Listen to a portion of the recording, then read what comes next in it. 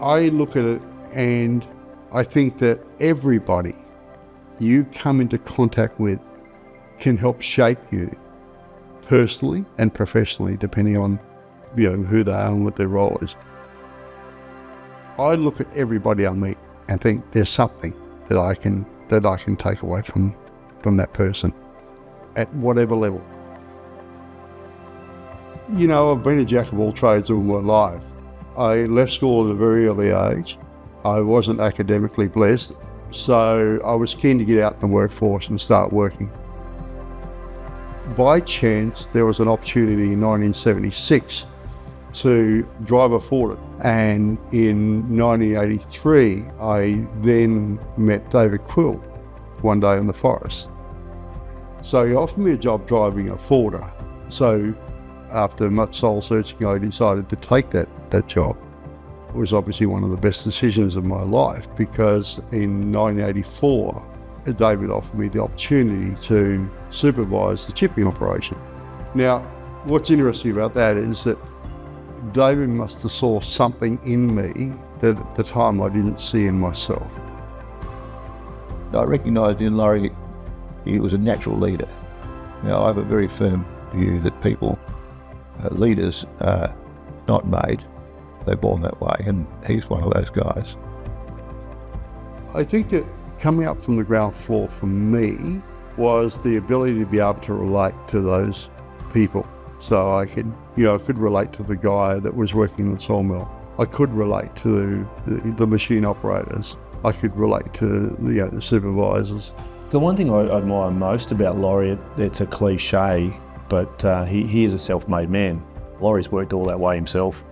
He's got a healthy aspiration to succeed, and Laurie's done that while looking after the people around him.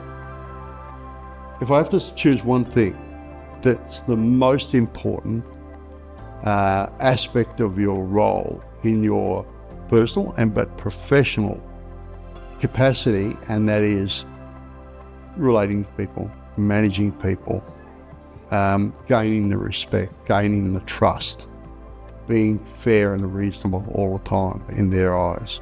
It's not how you see yourself, it's how they see and judge you that's important.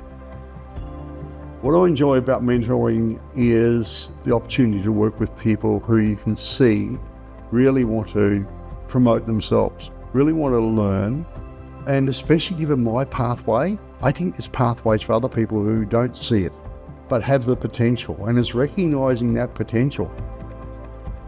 He's helped me look at the bigger picture and be able to not just jump to a conclusion, but kind of analyse the whole situation, make a calculated decision, and then making sure I'm confident behind it.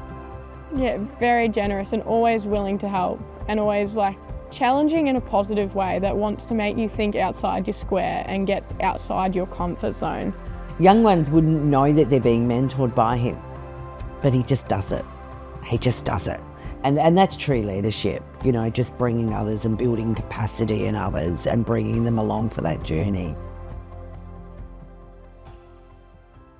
So my dad had a sawmill on Penola Road, and anyway, there was family, brother-in-laws and close friends of the family worked in the mill. It was only a small mill, single saw bench type thing. And anyway, my brother was killed in that mill. The reason it happened was because of safety. They removed this safety blade off the back of the saw because it would jam up all the time, so it slowed production. It changed Dad forever.